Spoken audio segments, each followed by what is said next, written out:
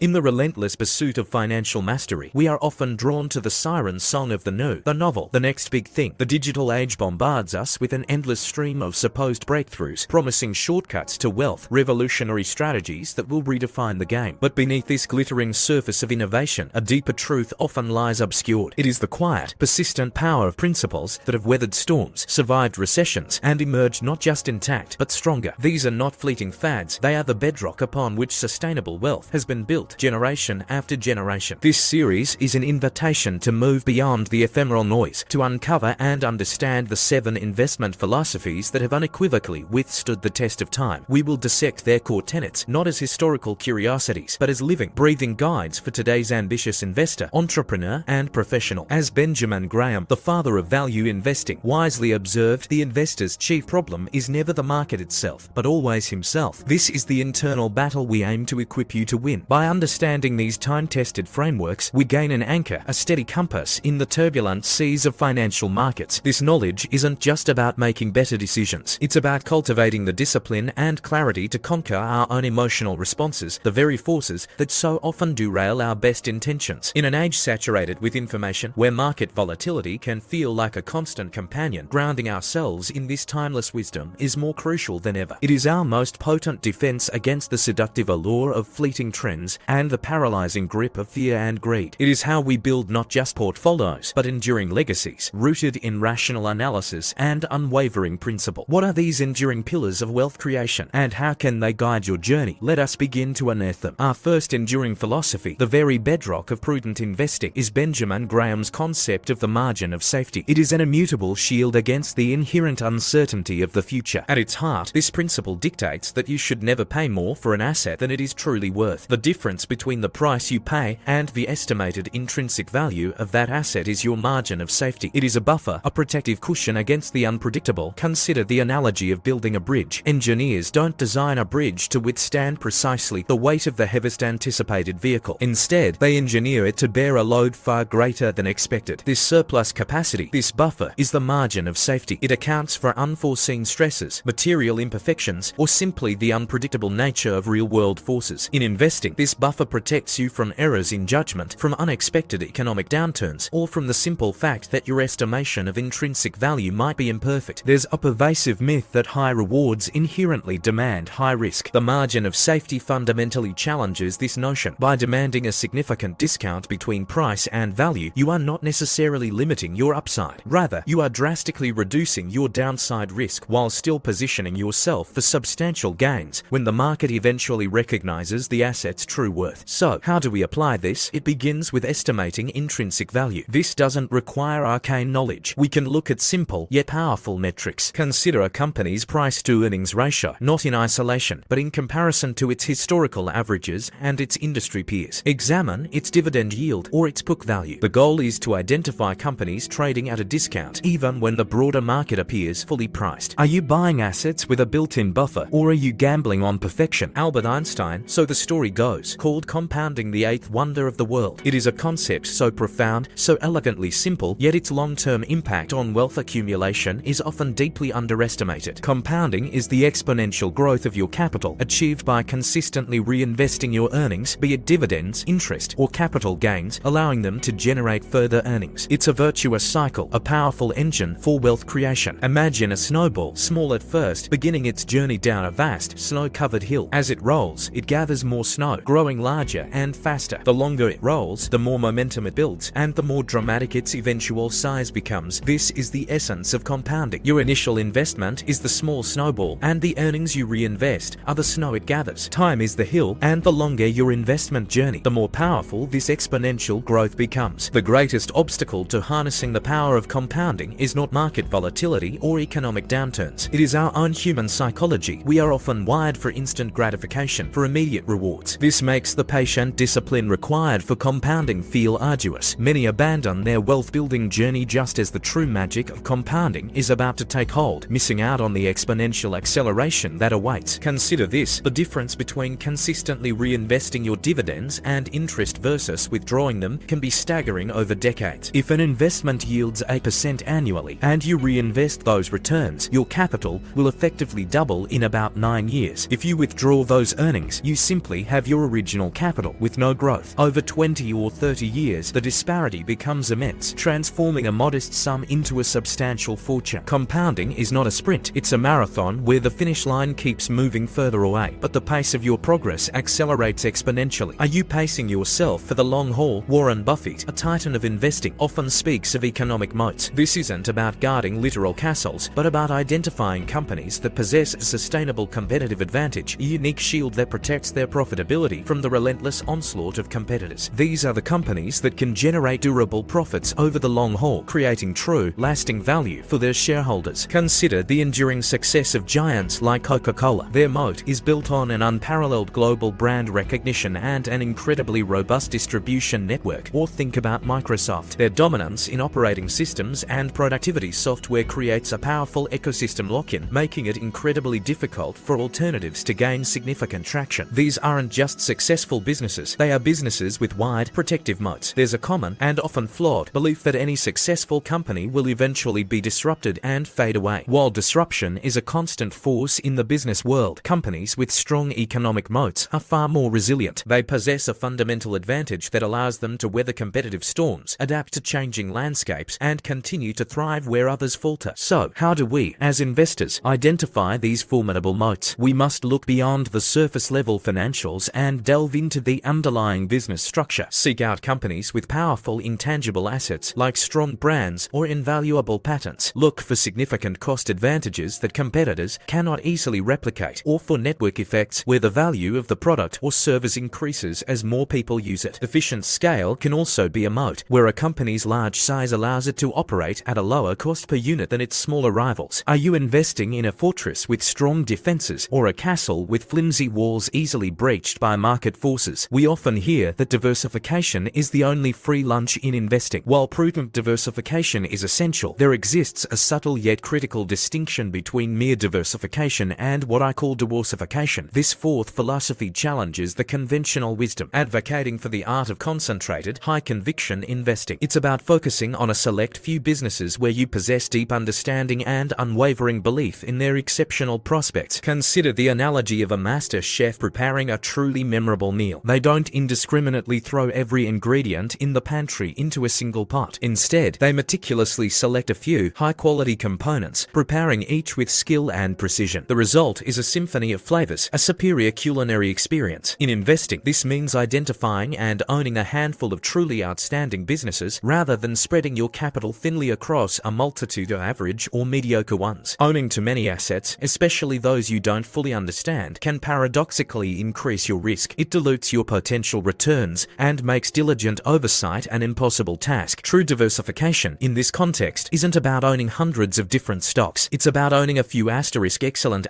businesses that are uncorrelated, meaning their success isn't overly dependent on the same economic factors. This allows you to benefit from their individual strengths without being overly exposed to any single risk. Developing the conviction for concentrated bets requires rigorous due diligence and emotional fortitude. It demands that you understand a business intimately, its competitive advantages, its management, its long-term potential. It also requires the discipline to hold these high-conviction investments through inevitable market fluctuations, resisting the urge to sell based on short-term noise. Are you spreading your capital thinly across a vast, unmanageable portfolio, or are you placing it strategically where you have the highest conviction and understanding? Of all the philosophies that have stood the test of time, perhaps the most challenging, yet utterly critical, is the mastery of rationality and emotional discipline. Behavioral finance has illuminated a stark truth. Our human emotions, fear, greed, the pervasive fear of missing out, or FOMO, are often the most significant impediments to making sound investment decisions. They cloud our judgment and lead us astray from logical analysis. Consider the primal fight or flight response. When markets plummet, this instinct can trigger a panic-driven urge to sell, often at the worst possible moment, locking in losses. Conversely, during euphoric bull markets, this same emotional wiring can lead us to chase inflated assets, driven by the belief that prices will only go higher, a recipe for eventual disappointment. This brings us to a fundamental debunking: the notion that the market itself is rational. The market is not a dispassionate, calculating entity. It is a vast, collective aggregation of millions of individuals, each with their own biases, fears, and desires. Therefore, the market is often anything but rational. It is a reflection of human emotion, amplified and often distorted. To navigate this, we must implement actionable strategies that insulate our decisions from emotional impulses impulses. This involves establishing pre-decision rules and checklists before you ever consider an investment. Define your criteria, your valuation thresholds, and your exit strategies. Crucially, cultivate the emotional fortitude to practice the art of doing nothing when the market is swept up in irrational exuberance or panic. Investing, in many ways, is akin to being a stoic philosopher in a chaotic world. Your mind is your most valuable asset, and mastering its impulses, rather than being ruled by them, is the true key to long-term success. We've journeyed through the fundamental pillars of sound investing, exploring philosophies that have not merely survived, but thrived through decades of market cycles and economic transformations. We began with Benjamin Graham's margin of safety, a shield against uncertainty, ensuring we pay far less than an asset is worth. We then witnessed the exponential power of compounding, Einstein's eighth wonder, where patient reinvestment transforms modest beginnings into significant fortunes. We dissected Warren Buffett's concept of economic moats, the durable competitive advantages that protect a company's profitability. We challenged the passive embrace of diversification, advocating instead for the focused power of quality over quantity, concentrating on a select few high-conviction businesses. And finally, we confronted the most formidable obstacle of all, our own emotions, underscoring the absolute necessity of rationality and emotional discipline in navigating the market's irrational tides. These philosophies are not isolated concepts. They are deeply interconnected, forming a synergistic framework for sustainable wealth creation. The margin of safety provides the entry point, compounding amplifies the gains, economic moats ensure durability, quality focus refines the selection, and emotional discipline provides the steady hand to see it all through. As Warren Buffett wisely puts it, it's far better to buy a wonderful company at a fair price than a fair company at a wonderful price. This single statement beautifully encapsulates the spirit of seeking enduring quality, integrating the principles of value, moats, and focused investment. As you reflect on this exploration, consider which of these time-tested philosophies you are actively employing in your own investment journey. Where are the areas where you can strengthen your approach? Where can you deepen your understanding and application? Mastery in investing is not a destination. It is a continuous, evolving process, a journey of refinement and consistent practice. The true measure of any investment philosophy isn't its fleeting popularity in the current market climate, but its enduring resilience against the relentless march of time. By grounding your strategy in these proven principles, you are not merely building wealth. You are cultivating a profound foundation of financial wisdom, a legacy of informed decision-making that will serve you and generations to come, long after the ephemeral trends of today have faded into memory.